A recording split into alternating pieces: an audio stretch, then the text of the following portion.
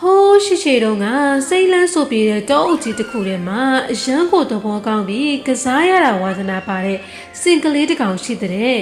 စင်ကလေးဟာတစ်နေ့မှာတော့တောထဲကိုလှည့်လဲရင်သူနဲ့အတူဆော့ကစားဖို့တငယ်ချင်းအစ်စ်တွေလိုက်ရှာဖို့ဆုံးဖြတ်လိုက်တယ်ပထမဆုံးအနေနဲ့တစ်ပင်တစ်ပင်ပေါ်မှာခုံပေါက်ဆော့ကစားနေတဲ့မြောက်ကလေးတစ်ကောင်ကိုသူတွေးလိုက်တယ်စင်ကလေးကဝမ်းတအားရနဲ့မြောက်ကလေးငါနဲ့တငယ်ချင်းလောက်ပြီးကစားကြမလားလို့မေးလိုက်တာပေါ့ဒါပေမဲ့မြောက်ကလေးကအိုးမင်းကအရင်ကြီးလို့နဲ့ငါလို့တစ်ပင်ပေါ်ခုံတက်ပြီးမစော့နိုင်ပါဘူးလို့ပြောပြီးညင်းလိုက်တယ်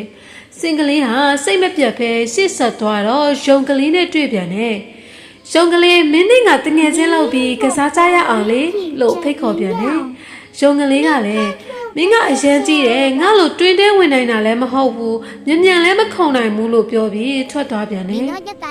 အဲ့ဒီနောက်မှာဖားကလေးရေခွေးကလေးတို့ကိုတယောက်ပြီးတယောက်တွေ့ပေမဲ့အားလုံးကစင်ကလေးဟာအရန်ကြီးလို့နဲ့ဆိုတဲ့အကြောင်းပြချက်နဲ့ပဲညင်ခဲ့ကြတယ်စင်ကလေးဟာစိတ်မကောင်းစွာနဲ့ပဲတောထဲမှာတရားဟုတ်ထဲရှောက်သွားနေကြရတာပေါ့နောက်တစ်နေ့မနက်မှာတော့ထူးဆန်းတဲ့အဖြစ်အပျက်တစ်ခုဖြစ်လာတယ်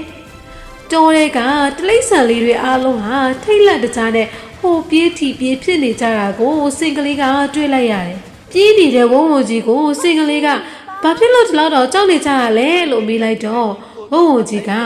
ပြေးအမြန်ပြေးတော့စင်ကလေးတော်ရဲကိုကြားစိုးကြီးတစ်ကောင်ရောက်နေပြီသူကငါတို့ကိုဖမ်းဆားနေတာလို့ပြောပြီးပြေးသွားပြန်တယ်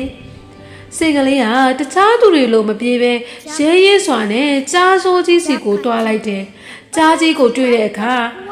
ကြားကြီးတနာစရာကောင်းတဲ့ငါတငယ်ချင်းလေးတွေကိုမစားပါနဲ့လားလို့ရင်ရင်ကြေးကြေးတောင်းပန်ခဲ့တယ်။ဒါပေမဲ့ကြားစိုးကြီးကနားမထောင်တဲ့အပြင်စီကလေးကိုပါရံပြုတ်ဖို့ဟိန်းဟောက်ပြီးခုံအုပ်လိုက်တာပေါ့။အဲ့ဒီအချိန်မှာတော့စီကလေးဟာသူ့ရဲ့ကြီးမားတဲ့ခြေထောက်ကြီးနဲ့ကြားကြီးကိုခက်ပြင်းပြင်းတစ်ချက်ကန်လိုက်တယ်။ကြားကြီးဟာလွင့်စင်သွားပြီးစီကလေးရဲ့အင်အားကိုကြောက်လန့်တကြားနဲ့တိုးရဲကနေအမြန်ဆုံးထွက်ပြေးသွားပါတော့တယ်။ကြားကြီးပြေးသွားတဲ့တဲ့ရင်ကိုကြားတော့တိုးရဲကတိဆန်လေးတွေအားလုံးဟာစင်ကလေးစီကိုရောက်လာကြတယ်။သူတို့ဟာစင်ကလေးရဲ့ရဲရဲမှုနဲ့ကုညီတက်မှုကိုအရင်ကျေးဇူးတင်သွားကြတာပေါ့။တိဆန်လေးတွေအားလုံးဟာစင်ကလေးကိုဝိုင်းကြည့်ပြီးပြုံးပြုံးလေးပြောလိုက်ကြတာကတော့မင်းဟာငါတို့အားလုံးကိုကောက်ွယ်ပေးနိုင်တဲ့တကယ့်တငယ်ချင်းကောင်းမယ်မင်းရဲ့ခန္ဓာကိုယ်ဟာငါတို့နဲ့တငယ်ချင်းဖြစ်ဖို့အတွက်အသင့်တော်ဆုံးအရွယ်စားပါပဲ